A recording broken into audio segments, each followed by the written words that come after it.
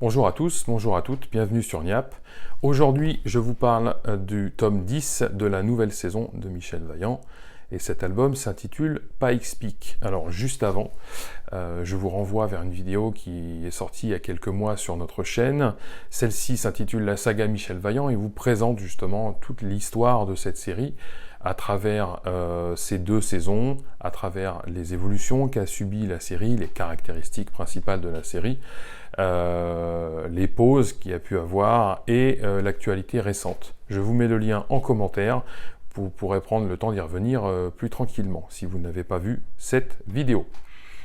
On revient du coup à cette deuxième saison de Michel Vaillant et avant d'aborder cet album, le tome 10, je vous parle juste des tomes 1 à 9 qui forment ce qu'on pourrait appeler un premier cycle. Et dans ce premier cycle, les Vaillants, le clan Vaillant, va perdre le contrôle de la marque Vaillante et cette catastrophe va en engendrer une autre, bien plus profonde, bien plus marquante pour les membres de la famille. Et ça va être une partie du cœur de l'histoire, en plus des différentes épreuves de compétition, naturellement.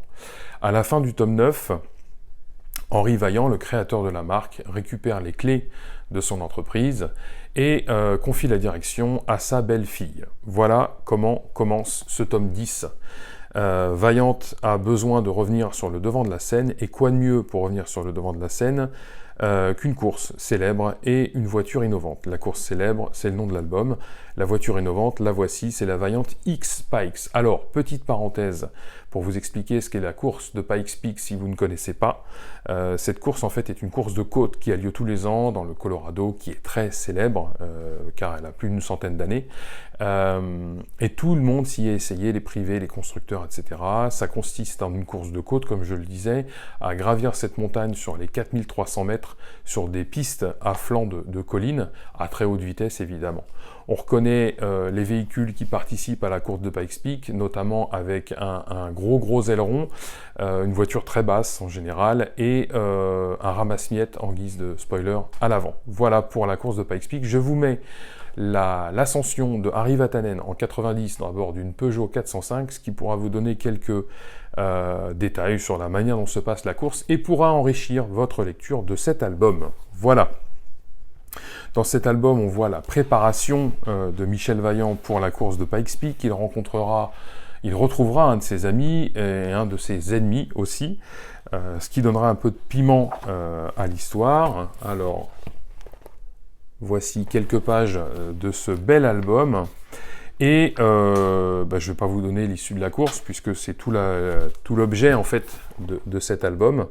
Voilà, à noter, et je ne vous montrerai pas non plus, qu'à la fin de l'album, Vaillante présente une nouvelle voiture de la marque Vaillante, la Vaillante Montlhéry, qui a été dessinée par Thierry Métrose et Hugo Spagnolo. Thierry Métrose étant le chef designer de la marque DS, et la Vaillante Montlhéry est très jolie. Je vous incite donc à la retrouver dans cet album.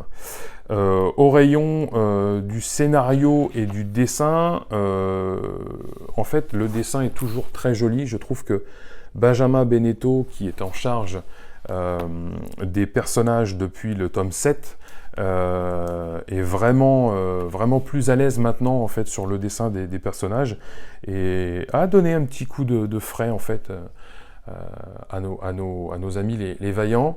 Vincent Dutreuil en charge des décors en fait depuis le tome 8 si j'ai bien compris. Je trouve fait de belles cases et lui aussi semble plus à l'aise et le tout est toujours très chouette. Voilà. Les sujets abordés aussi, je parlais dans la vidéo de la saga Michel Vaillant, d'enjeux plus conséquents, plus présents dans cette saison 2. Cet album-là, en fait, ne fait pas défaut. Vous retrouverez justement des choses un peu plus atypiques, jamais abordées dans Michel Vaillant.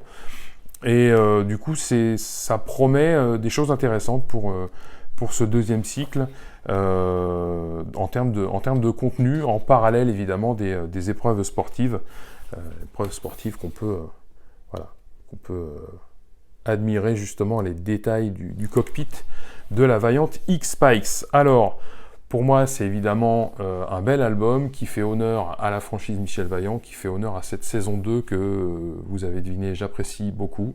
Donc je vous invite à lire et à acheter ce Vaillant Pikes Peak, cet album du Michel Vaillant, pardon, parce que c'est pour moi un des meilleurs de la série.